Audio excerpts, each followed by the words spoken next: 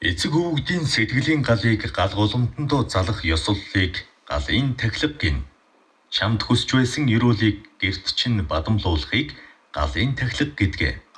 Зөв амьдарч байна уу, үгүй байна уу гэдгээ дэнсэлэх нь галын тахилгын тайллага юм. Тэр гал хүж дөлөөрч бай, зулын дөлөөрч бай, зуухандч бай, уугах утаагаа гаргаж, уулалцах дөлөө гэрэлтүүлэх болгонд чи өвгдийнхөө сэтгэлийг ойлгоно, хүслийг ухаарна. Ингэж чамайг өнгөрсөн мөртэй холбоод чамаас ирээдүйн үйлийг гаргаж ирснээрээ галын тахилга бүтэн болдог. Чамд дамжуулах өв сургаал Монгол байх зүрх сэтгэлийг чинь гэрт чинь халуун гал дээр буулгадаг. Галаа заавал тахиж шүтэж явах хэрэгтэй. Яагад гэвэл тахихгүй байж болох ч таны болж бүтэж байсан амьдрал орвонгоор эргүүлээд тавьсан юм шиг болчихдог. Энэ үед генет ухаарч үздэг хардаг бүүл ам гээд хайгаад явдаг. Тэрнээс өмнө ядаад өөрсдөө галаа бадрааж домнож байгаарай.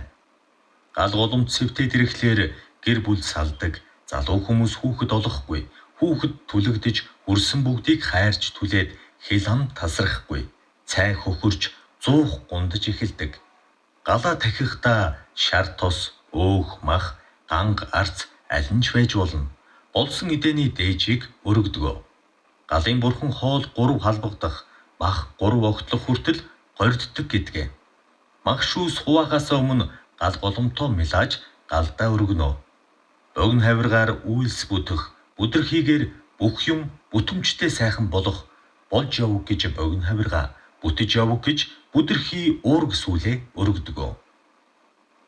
Галын бурхан баясгад галын тэнгэр, үүдэн тэнгэр, ханийн тэнгэр, үрийн тэнгэр, эдийн тэнгэрүүд баясдаг. Галын тэнгэр баясгад тухайн айл, гэрийн гишүүдийн нүдний гал, сэтгэлийн гал, итгэлийн гал, хайрын гал, хиймрийн гал бүхэн сэргэж гэрэлтдэг. Галаа бадраасан үнсээ гаргахдаа ариун газар нэмгэн хөрсөн дор булаад шим болгоорой. Галаа ариун байлгах бас нэгэн үндэс юм шүү.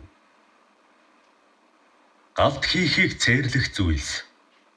Гал руу хог буртаг хийдэггүй, галын дэргэд хэрүүл хийдэггүй, гал руу хөлийн улыг харуулдаггүй, гал руу сүү өргөдөггүй, сүү орсон бүтээгдэхүүн өргөж болохгүй, галд түүхий мах өргөдөггүй, галд муу дүр дүрстэй зураг шатаадаггүй, галын дэргэд худал ярьдаггүй.